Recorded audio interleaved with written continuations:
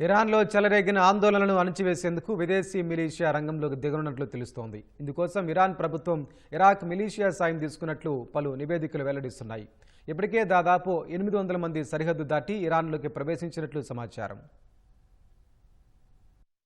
ఇరాన్లో ప్రభుత్వానికి వ్యతిరేకంగా జరుగుతున్న ఆందోళనలను అణచివేసేందుకు అక్కడి ప్రభుత్వం తీవ్రంగా ప్రయత్నిస్తోంది. ఇందుకోసం విదేశీ మిలీషియా సాయం తీసుకుంటున్నట్లు నివేదికలు వెల్లడిస్తున్నాయి. ఇరాన్కు చెందిన Islamic revolutionary guard corps Iraq militia సాయం తీసుకుంటున్నట్లు పేర్కొన్నాయి. ఆందోళనలను అణచివేసేందుకు వందలాది సాయుధులను నియమించుకొని టెహ్రాన్కు తీసుకువస్తున్నట్లు ఇరాన్ ఇంటర్నేషనల్ పేర్కొంది. ఇప్పటికే దాదాపు 800 మంది సరిహద్దు దాటి ఇరాన్లోకి ప్రవేశించినట్లు తెలిపింది. వారంతా కటైబ్ హెజ్బొల్లా, హరాకత్ అల్ నుజాబా, లివా సయీద్ అల్ షుహాదా తదితర సంస్థలకు చెందిన వారిగా ఇరాన్ ఇంటర్నేషనల్ అంచనా వేసింది. ఈ ఆపరేషన్ పై ఇరాక్ ప్రభుత్వం అధికారికంగా స్పందించనప్పటికీ దీని గురించి వారికి పూర్తి సమాచారం ఉన్నట్లు పేర్కొంది. ఇరాన్లో వేల సంఖ్యలో నిరసనకారులు ప్రాణాలు కోల్పోతున్నారని వార్తలు వస్తున్న వేళ ఈ వ్యవహారం చర్చనీయాంశమైంది.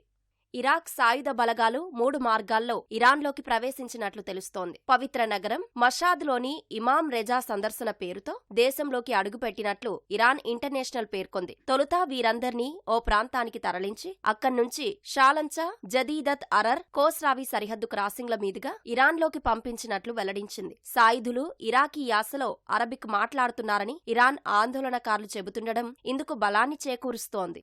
విదేశీ మిలీషియాను వినియోగిస్తోందని ఇరాన్పై గతంలోనూ ఆరోపణలు వచ్చాయి. 3 ఏళ్ల క్రితం మహిళల తిరుగుబాటు సమయంలోనూ వారిని అణచివేసేందుకు మషాద్తో పాటు ఇతర నగరాల్లో విదేశీ మిలీషియాను మోహరించిందనే వార్తలు వినిపించాయి. సిరియాలో అంతర్యుద్ధం సమయంలో బషర్ అల్ అసద్కు విదేశీ మిలీషియా మద్దతు ఇచ్చినట్లుగానే ఇరాన్లో ప్రస్తుత పరిస్థితులు కనిపిస్తున్నాయని విశ్లేషకులు చెబుతున్నారు.